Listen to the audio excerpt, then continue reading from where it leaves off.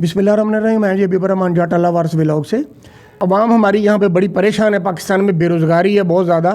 باہر ملک جانے کے لیے ویزے کے لیے آپ لوگوں کی کیا ہیلپ کر سکتے ہیں؟ ویزے کے لیے کیا طریقہ کار کریں؟ کئی لوگ میں نے آپ کے پاس دیکھے بھی ہیں قاری صاحب کہ آتے ہیں لوگ کہتے ہیں جی میں نے انگلینڈ جانا ہے, امریکہ جانا ہے, ان کے لیے بھی آپ کچھ نہ کچھ کرتے ہیں. تو پلیز آج ہمیں بتائیں کہ ان کے لیے کیا کیا جائے, وہ کیا پڑھیں, کیا ایسا عمل کریں کہ وہ باہر ملک چلے جائیں.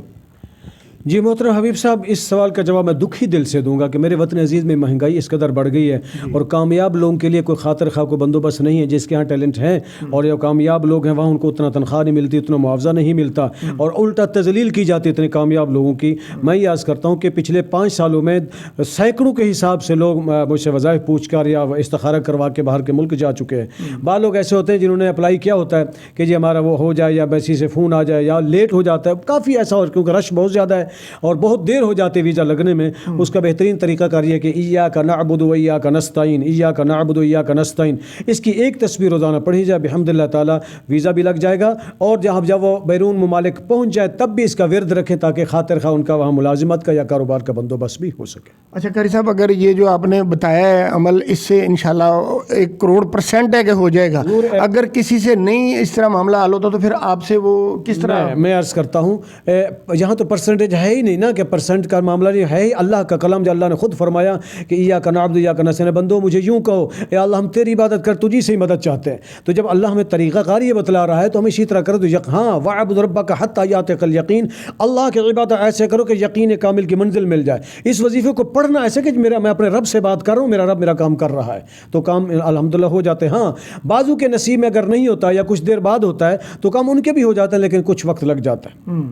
اس کے لیے آپ کیا کرتے ہیں؟ اس کے لیے پھر میں خود محنت کرتا ہوں, خود کچھ پڑھائی کرتا ہوں. جیسے راتوں کو میں بیٹھ کے وظائف کرتا ہوں. جو میرے پرانے دوست ہیں وہ جانتے ہیں کہ میں رات کو بیٹھ کے پھر وظائف کرتا ہوں. دن میں مخلوق خدا کی خدمت کروں اور رات کو میں اپنے اللہ کی بارگاہ میں عرض کرتا ہوں, میرے مولا یہ تیرے بندے ہیں, میں تو بیکار سا بندہ ہوں, بس میری عزت رکھ لے, ان کے کام میرے مالک کر دے. جو مجھ سے پڑھا جاتا ہے میں بھی پھر ہیلپ کرتا ہوں. اچھا قاری صاحب, یہاں لاہور میں آپ کا آستانہ ہے, یہاں آپ کتنے دن بیٹھتے ہیں؟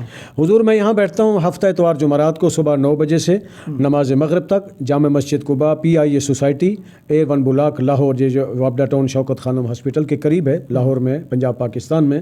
یہاں میں 3 دن بیٹھتا ہوں. پھر اس کے بعد پورے ملک کا دورہ کرتا ہوں. میں ہفتہ جمعرات تو یہاں ہوتا ہوں, ہفتے کو بھی یہاں ہوتا ہوں اور اتوار کو بھی یہاں ہوتا ہوں.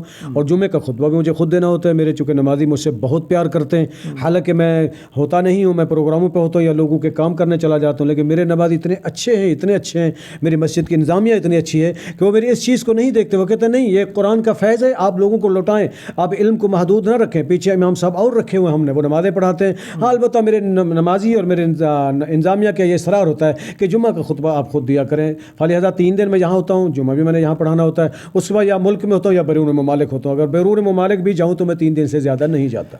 اچھا قاری صاحب, میرے دل میں بار بار پھر وہی سوال کھٹک رہا ہے کہ آپ سے کوئی بندہ آ کے سوال پوچھتا ہے کہ قاری صاحب میرا یہ مسئلہ ہے. آپ کچھ پڑھتے ہیں, پڑھنے کے بعد قرآن پاک کھولتے ہیں تو آپ بتا دیتے ہیں کہ آپ کا یہ اس طرح یہ پرابلم ہے, اس طرح یہ حل ہوگا. یہ قرآن پاک میں آپ کو کیا کون سی ایسی چیز نظر آتی ہے جو یہ؟ بہت اچھا سوال ہے. متعدد مرتبہ مجھ سے کئی ایسے چینل والے بھی پوچھ چکے ہیں اور نجی محافل والے بھی احباب پوچھ چکے ہیں. کئی میری بہنیں, میری مائیں, میری بیٹیاں اور میرے بھائی, میرے بزرگ دوست بھی, میرے ہم عصر بھی لوگ یہ سوال کرتے ہیں کہ آپ کچھ پڑھتے ہیں انگلی پر پھر قرآن پاک کھولتے ہیں تو آپ بتانا شروع کر دیتے جی 8 سال 4 مہینے پہلے یہ ہوا تو, اور وہ سر دھن روتے ہیں ہاں جی بالکل ایسا ہوا. اصل میں مسئلہ یہ جو میں نے ایک دن آپ کو انٹرویو دیا تھا اس میں نے کہا تھا سبحانک لا علم لنا الا ما علمتنا انک انت العلیم الحکیم. یہ آیت مبارکہ ہے, اس کو میں نے 41,000 مرتبہ بطور چلہ پڑھا ہوا ہے. جب وہ پڑھ کر آنکھیں بند کرتا ہوں, اللہ سے مدد مانگتا ہوں, میرا اللہ میرے ذہن میں ڈال دیتا ہے. جب میں وہ بولتا ہوں تو وہی ہوتا ہے اللہ کی طرف سے. سبحان اللہ.